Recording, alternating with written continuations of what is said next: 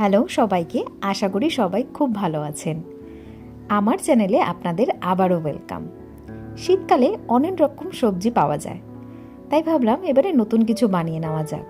তবে এটা নতুন কিছু বলা যায় না, অনেকেই এটা করতে পারেন। আমার যদিও বা এটা প্রথমবারই ছিল, আগে খেয়েছি মায়ের হাতে অনেকবার, তাই ভাবলাম এবারে একটু নিজে বানিয়ে দেখি। গাজরও প্রচুর পরিমাণে পাওয়া যায় শীতের সিজনে, তাই বেশ কিছুটা আমি গাজর কিনে নিয়েছিলাম। তার মধ্যে 500 গ্রাম গাজর নিয়ে আমি বানিয়ে নিয়েছিলাম গাজরের হালুয়া। চলুন দেখে নেওয়া যাক কেমন করে আমি এটা বানিয়ে নিয়েছিলাম। আমি 500 গ্রাম গাজর ভালো করে মিহি করে কুচি করে নিয়েছিলাম। 500 গ্রাম গাজরের জন্য আমি নিয়ে নিয়েছিলাম ফুল ক্রিম মিল্ক 1.5 লিটার। ভালো করে সেটা জাল দিয়ে আমি তার মধ্যে দিয়ে দিয়েছিলাম 100 গ্রাম মতো খোয়া ক্ষীর। এটাকে কিন্তু কন্টিনিউয়াসলি নাড়তে হবে যাতে বেশ ঘন হয়ে আসে। তারপরে আমি দিয়ে দিয়েছিলাম 1 কাপ মতো চিনি দিয়ে আবারও খুব ভালো করে এটাকে নেড়ে নিতে হবে।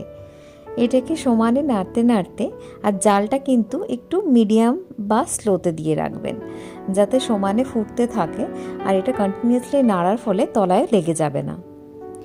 এরপরে এর মধ্যেই আমি গাজর কুচিটা দিয়ে দেবো। গাজরটা আমি একদম মিহি করে কুচি করে নিয়েছিলাম। গাজরটা দিয়ে খুব ভালো করে নেড়ে চেড়ে নেব। আর একটা বেশ অরেঞ্জিস কালার এসে যায়।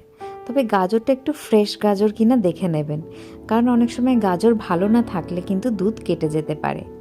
আমি গাজরটা একদম ফ্রেশ নিয়েছিলাম, তাই খুব ভালো হয়েছিল এটা খেতে। এরপরে আমি আমার পছন্দ মতো কিছু বাদাম নিয়ে নিয়েছিলাম, যেমন পিস্তা, আলমন্ড, কাজু। এই সমস্ত বাদাম আমি একদম কুচু কুচু করে কেটে নিয়েছিলাম। এদিকে দেখুন এটা অনেকটাই ঘন হয়ে এসেছে, কিন্তু এটাকে সমানে কিন্তু নেড়ে যেতে হবে।